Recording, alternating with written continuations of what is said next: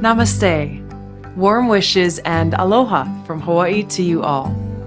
I'm deeply honored to have been invited to join you in this glorious celebration of the appearance of the Bhagavad Gita. All glories to Lord Krishna. When I was elected to the United States Congress, I chose to take the oath of office on the Bhagavad Gita. Many people have asked me why I made that choice, and for me, the answer is very simple.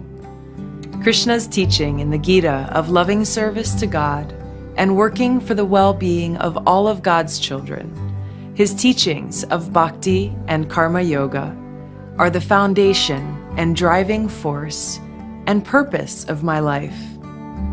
The whole world today is in dire need of servant leaders. Leaders who, out of love for God and others, work for the well-being of the people and indeed our planet. It is my hope to be such a servant leader. Since I was a child, the teachings of the Bhagavad Gita were intricately woven into the very fabric of my life by both loving parents and spiritual teachers.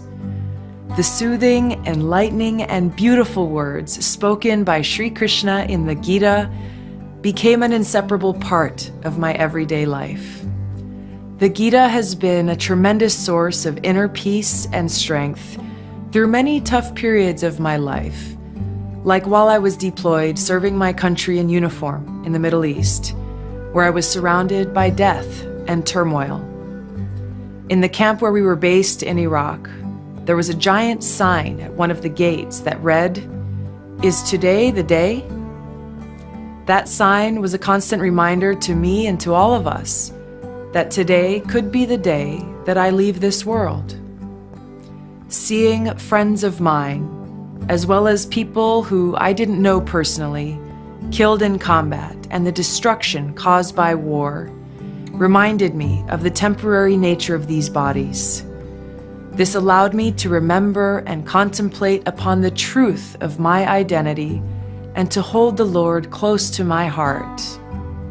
Some verses in the Gita that I turned to during these difficult times were, "That which pervades the entire body you should know to be indestructible. No one is able to destroy that imperishable soul.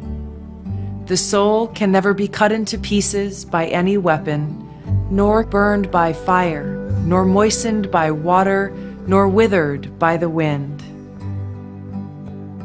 In the midst of the hell that is war, I found great comfort and shelter in the Bhagavad Gita's message of the eternality of the soul and God's unconditional love. The Bhagavad Gita is not just a scripture for Indians or Hindus. It's a scripture for all of mankind. Its transcendental message is now being appreciated by millions of people of all nationalities all over the world. The Gita does not call for conversion from one faith to another. It transcends sectarianism. The Bhagavad Gita is relevant to all of us because it answers the deepest questions of life. No matter what our ethnicity, race, or caste, no matter what our gender, age, economic status, or education, every single one of us wants and needs to know the answers to the questions, who am I? What is the purpose of my life? Where can I find true happiness? And what is death? In the Bhagavad Gita, Lord Krishna gives us the answers to these questions. In closing, let me share with you Lord Krishna's conclusion in the Bhagavad Gita. Krishna says in verse 1865, "Always think of me, become my devotee, worship me and offer your homage unto me. Thus you will come to me without fail. I promise you this because you are my very dear friend." In verse 1866, he says, "Abandon all varieties of religion and just surrender unto me. I shall deliver you from all sinful reaction. Do not fear."